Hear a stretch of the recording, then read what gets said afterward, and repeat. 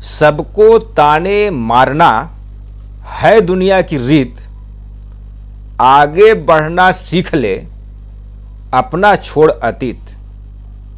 अपने मन की सुन सदा, करता रह अभ्यास, हिम्मत कभी न हारना, कर्म दिलाए जीत।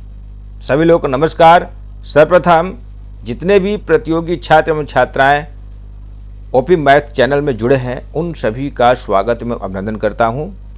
आज हम मध्य प्रदेश सामान्य अध्ययन वस्तुनिष्ठ प्रश्न मध्य प्रदेश की नदियां भाग 1 का अध्ययन करेंगे। अब हम डेस्कटॉप पर चलते हैं। पहला प्रश्न है, मध्य प्रदेश की नदियों की प्रकृति किस प्रकार की है? इसमें ऑप्शन नंबर ए दिया है वर्षा पर्यंत, ऑप्शन नंबर बी दिया है प्रायद्वीपीय और ऑप्शन नंबर सी दिया है द्वीपीय और ऑप्शन नंबर डी दिया है उपरोक्त में से कोई नहीं। तो इसका उत्तर होगा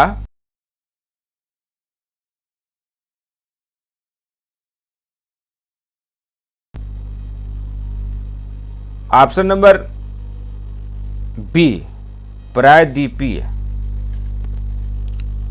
मध्य प्रदेश की नदियों की प्रकृति प्रायद्वीपीय प्रकार की है, क्योंकि प्रायद्वीपीय का अर्थ होता है वर्षा आधारित होना और मध्य प्रदेश में प्रवाहित होने वाली नदियां वर्षा पर आधारित हैं। तो अगला प्रश्न है,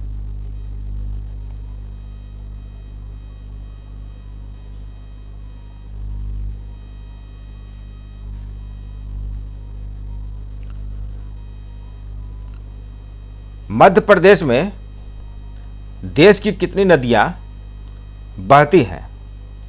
इसमें ऑप्शन नंबर ए दिया है सर्वाधिक और ऑप्शन नंबर बी दिया है सबसे कम और ऑप्शन नंबर सी दिया है मध्यम और ऑप्शन नंबर डी दिया है उपरोक्त में से कोई नहीं। तो इसका उत्तर होगा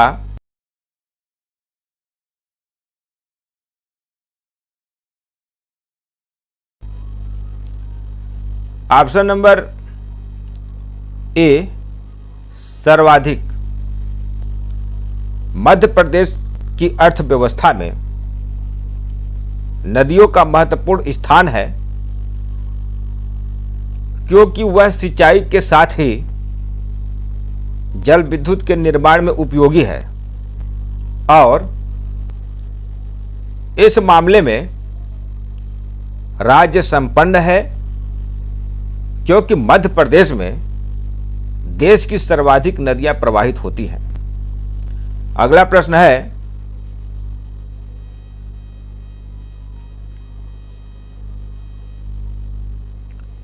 मध्य प्रदेश की किस नदी का नाम नामोदोष भी है? इसमें ऑप्शन नंबर ए दिया है ताप्ती और ऑप्शन नंबर बी दिया है गार और ऑप्शन नंबर सी दिया है नर्मदा और ऑप्शन नंबर डी दिया है क्षिप्रा। तो इसका उत्तर होगा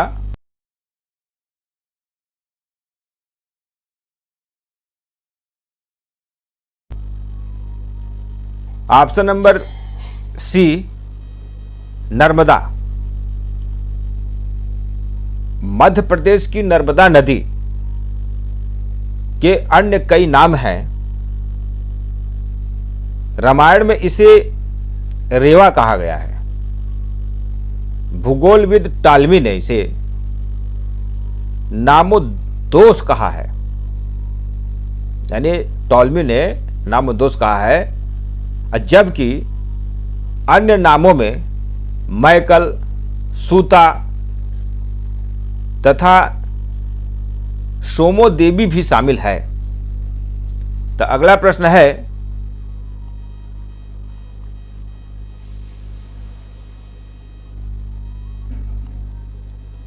नर्मदा नदी मध्य प्रदेश में कितने किलोमीटर में बहती है?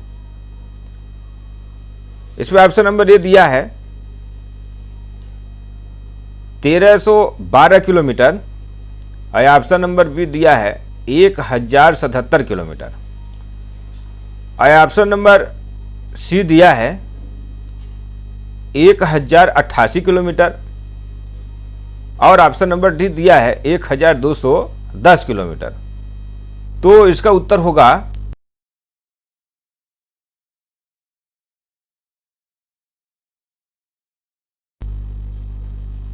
Option number B 1077 kilometre.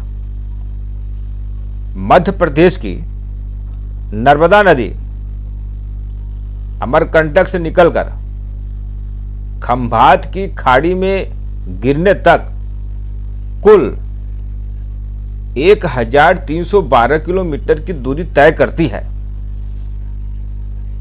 जिसमें वह मध्य प्रदेश में 1077 किलोमीटर बहती है और जबकि गुजरात में 161 किलोमीटर की दूरी तय करती है।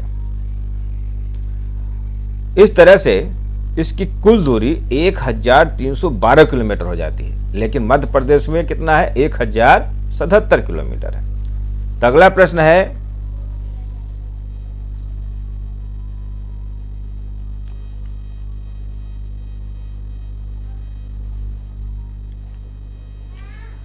नर्मदा नदी का प्रवाह क्षेत्र है।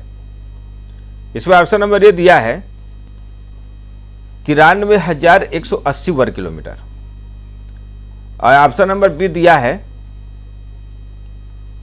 86,340 वर्ग किलोमीटर और ऑप्शन नंबर सी दिया है 8,250 वर्ग किलोमीटर। ऑप्शन नंबर डी दिया है 79,343 किलोमीटर। तो इसका उत्तर होगा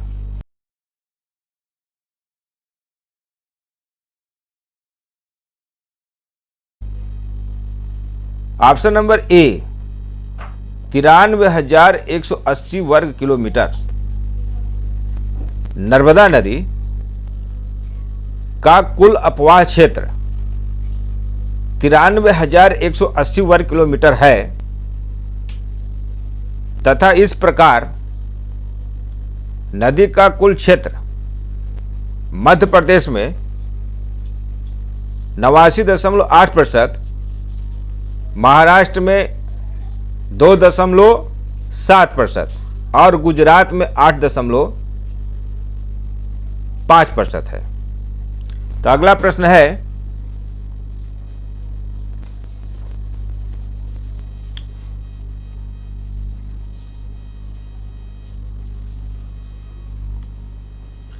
निम्न में से कौन कौन सा जलप्रपात नदी बनाती है?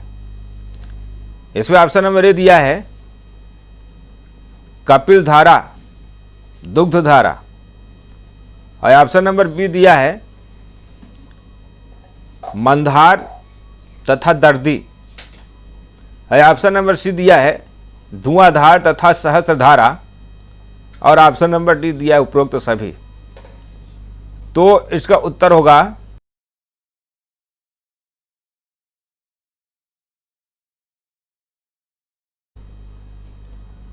ऑप्शन नंबर डी उपरोक्त सभी।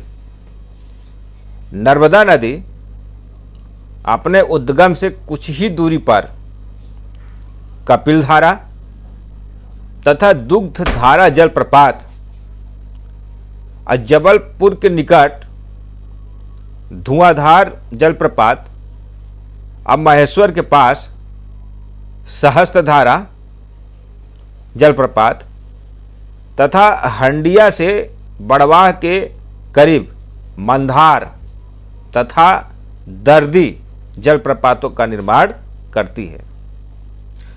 अगला प्रश्न है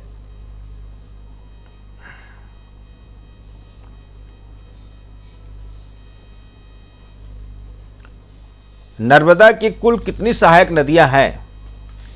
इसमें ऑप्शन नंबर ए दिया है 36, और ऑप्शन नंबर बी दिया है 41, और ऑप्शन नंबर सी दिया है 44, और ऑप्शन नंबर डी दिया है 46। तो इसका उत्तर होगा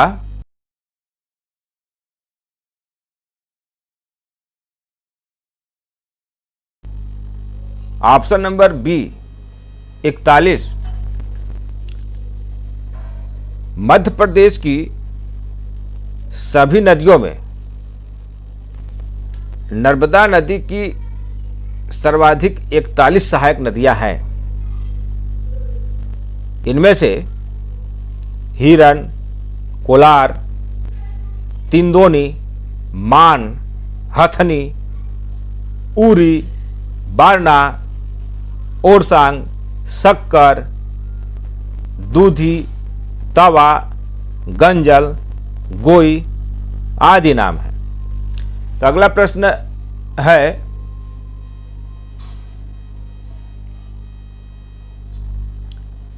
नर्मदा नदी किसका निर्माण करती है? इसमें ऑप्शन नंबर ए दिया है डेल्टा, और ऑप्शन नंबर बी दिया है शंक्वा, और ऑप्शन नंबर सी दिया है एस्टुअरी, और ऑप्शन नंबर डी दिया है उपरोक्त में से कोई नहीं। तो इसका उत्तर होगा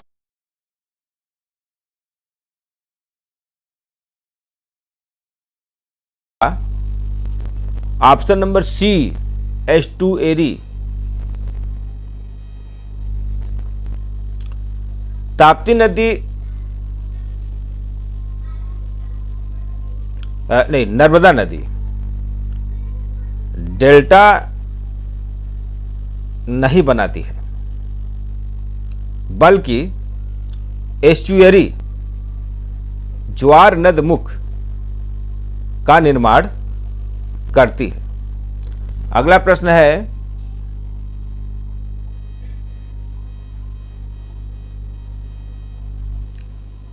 ताप्ती नदी का उद्गम कौन से जिले में है?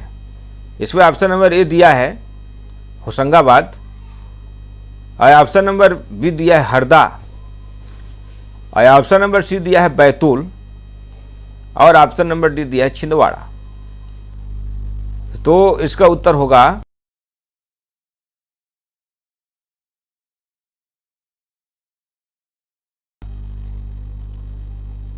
Option number C Betul.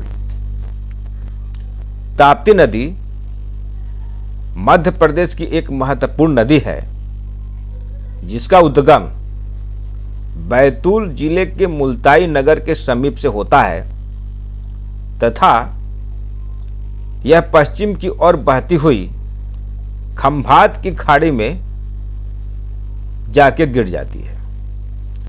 अगला प्रश्न है,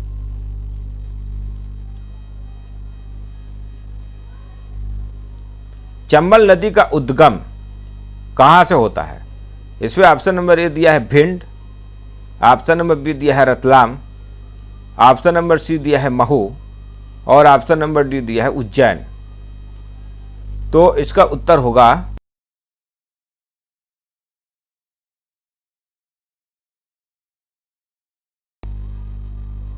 ऑप्शन नंबर सी महू।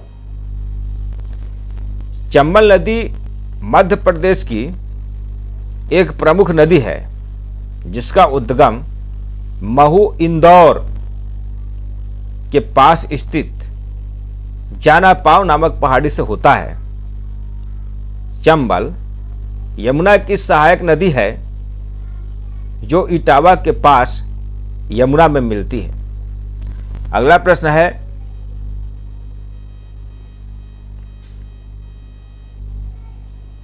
निम्नलिखित में से कौन सी नदी पश्चिम की ओर बहती है?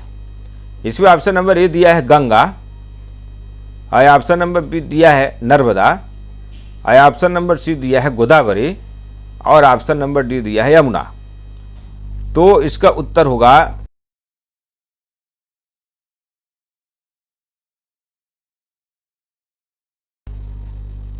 Option number B Narmada. Madhya Pradesh की नर्मदा अमरकंटक से निकलकर पश्चिम की ओर बहती हुई खंभात की खाड़ी में गिरती है। नर्मदा के अतिरिक्त ताप्ती, साबरमती एवं लूनी नदी पश्चिम की ओर बहने वाली मुख्य नदियां हैं। ये नदियां अरब सागर में गिरती हैं, जबकि यमुना गंगा की सहायक है। गंगा तथा गोदावरी पूर्व की ओर बहती है और बंगाल की खाड़ी में जाकर के गिर जाती है। अगला प्रश्न है जिसका उत्तर आप लोग कमेंट बॉक्स में देंगे। प्रश्न है, निम्न नदी अरब सागर में गिरती है। इसमें ऑप्शन नंबर ए दिया है बेतवा, महानदी, चंबल, ताप्ती, जिसका उत्तर अभी हम कुछ टाइम पहले दे चुके हैं, लेकिन आप लोग को कमेंट बॉक्स में देना है जिससे हमको पता चले कि आप लोग ध्यान से सुनते हैं। ठीक, आज का प्रश्न यही तक। यदि यह श्रृंखला आपको पसंद आया है तो लाइक, कमेंट, शेयर और सब्सक्राइब अवश्य करें। धन्यवाद। जय हिंद, जय भारत।